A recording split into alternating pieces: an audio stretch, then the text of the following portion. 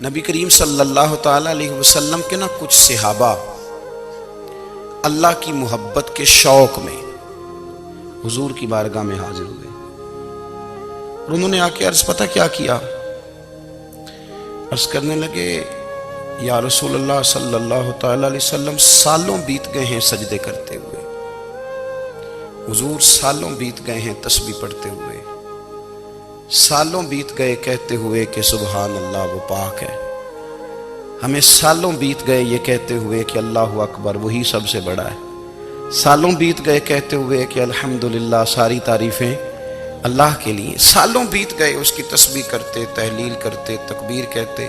حضور اب نہ ہمارا اپنے رب سے ملنے کو جی چاہتا ہے، کبھی یہ حقیقت منتظر نظر آ نہ لباس مجاز میں، لاکھوں سجدے تڑپ رہے ہیں میری جبین نیاز میں، اور اقبال کہنے لگے کہ تیرے عشق کی انتہا چاہتا ہوں، تو میری سادگی دیکھ کیا چاہتا ہوں، میرا ذرا سا تو دل ہے مگر شوخ اتنا، میں وہی لن ترانی سنا چاہتا ہوں۔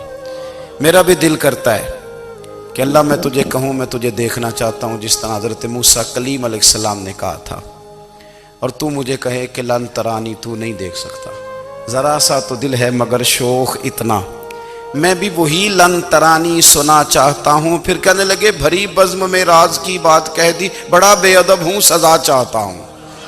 دیکھو سب لوگوں کے بیچ ہی میں نے یہ کہہ دیا۔ میرے عزیز صحابہ نہ شوق میں، کتنے سارے لوگ ہیں آپ، کتنی ماشاءاللہ بڑی تعداد میں آپ آئے، ہم بھی کبھی اس شوق میں گئے ہیں کہ ہمارے رب کو دیکھنے کو دل چاہتا ہے، ہمارا جی چاہے وہ کبھی ہمیں ملے، ہم کبھی اس کی زیارت کریں، اس کی بارگاہ کرم میں ہم حاضر ہوں۔ صحابہ نے عرض کیا یا رسول اللہ صلی اللہ تعالی وسلم ہمارا رب کہاں ہے؟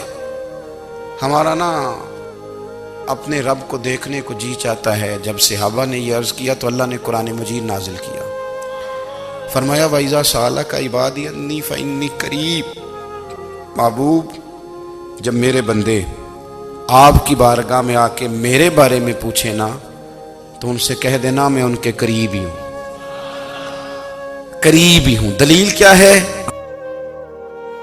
بھائی اذا دان، یہ جب بھی مجھ سے دعا مانگیں گے میں ان کی دعاؤں کو قبول فرماؤں گا، میں ان کے قریب ہوں، میں ان کے قریب ہوں، یہ جب بھی دعا مانگیں گے نا میں قبول کروں گا، میں ان کے قریب ہوں۔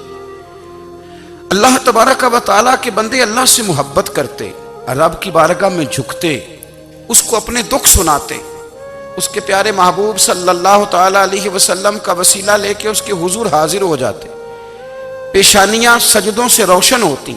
ہم نہ ہر چیز کے لیے وقت نکالتے ہیں، ہر چیز کے لیے، لیکن عبادت کے لیے وقت نہیں نکالتے۔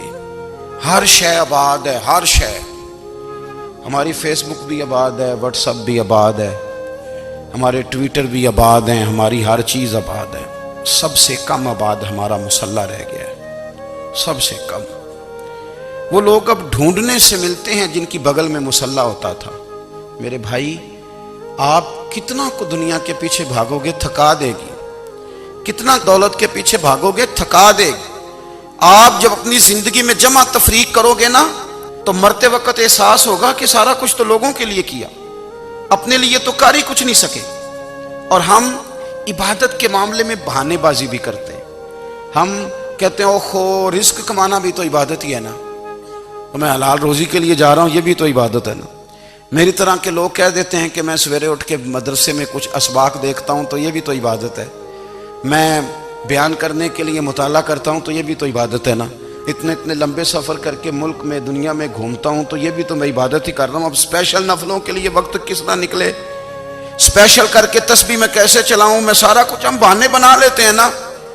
میرا سوال یہ ہے کہ یہ ساری باتیں صحابہ کو، نبی کریم کو، دیگر لوگوں کو بھی تو پتہ تھی نا، لیکن آپ غور تو کریں 23 سال حضور کو وقت ملا، مختصر وقت ظاہراً تبلیغ کرنے کے لیے، پوری دنیا میں دین بھی پھیلانا ہے، گھر میں 11 ازواج ہیں، 4 بیٹیاں ہیں، ان کی اولادیں، سارے کام کاج بھی دیکھنے ہیں، لیکن سیدہ طیبہ طاہرہ حضرت عائشہ صدیقہ رضی اللہ تعالیٰ عنہ فرماتی ہیں سارا دن تبلیغ کرتے، ہر غلام کے دکھ سنتے، گھر میں آتے تو اپنے گھر والوں کا خیال کرتے، کام میں ہمارا ہاتھ بٹاتے۔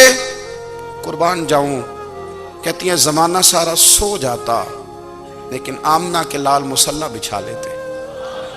دنیا سو گئی، ساری سب سو گئے، جو خدام تھے، وہ جو غلام تھے، وہ سو گئے۔ صحیح مسلم میں لفظ ملیں گے، سیدہ پاک فرماتی ہیں او میرے نبی کے غلاموں، میں نے یہ رنگ بھی دیکھا ہے کہ حضور نے اتنا کھڑے رہے، اتنا قیام کیا، اتنا قیام کیا کہ مقدس پیروں میں ورم آ گئے، سوج گئے پیر اتنے بڑے۔ دل پہ ہاتھ رکھ کے نہیں بتا سکتا کہ میرے کبھی نماز میں پیر سوج گئے، کوئی نہیں بتا سکتا۔ بچوں کی روٹی کماتے تھک گئے، بات الگ ہے، ہم سیر کرنے گئے تو تھک گئے، بات الگ ہے، لیکن عبادت میں یہ بھی تو مسلم شریف ہے نا، یہ بھی تو دین ہے نا، یہ بھی تو حضور کی سنت ہے، یہ بھی تو وہ چیز ہے جو کریم کی آنکھوں کی ٹھنڈک ہے۔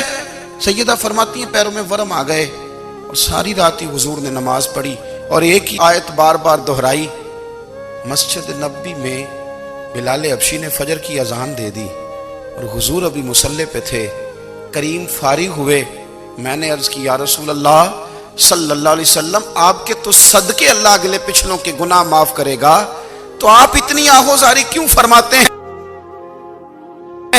آپ تو شفیع ہیں، آپ تو انبیاء کے امام ہیں۔ تو حضور نے فرمایا عائشہ تم نے گنوایا ہے نا میرے اللہ کی مجھ پر کتنی رحمت ہے، افلا اکون عبدا شکورا، فرمایا اگر اس نے اتنی نعمتیں دی ہیں تو کیا میں اس کا شکر گزار بندہ نہ بنوں؟ میں شکر گزار بندہ نہ بنوں اس کا؟ پھر اگر اتنی نعمتیں اس نے دی ہیں، مجھے اتنا نوازا ہے، تو پھر میں اس کے سامنے سجدے نہ کروں؟ او میرے بھائی، بڑے قابل فخر لوگ ہیں ہم کہ ہم نبی پاک کے غلام ہیں، ہم قابل فخر ہیں کہ نبی کریم کے غلام ہیں۔ کیا کبھی اس غلامی کے شکرانے میں بھی دو نفل پڑھے کہ یا اللہ تیرا شکر ہے تو نے ہمیں حضور کا غلام بنایا ہے؟ یاد رکھیں کہ اپنی روحانی زندگی کو آباد کریں۔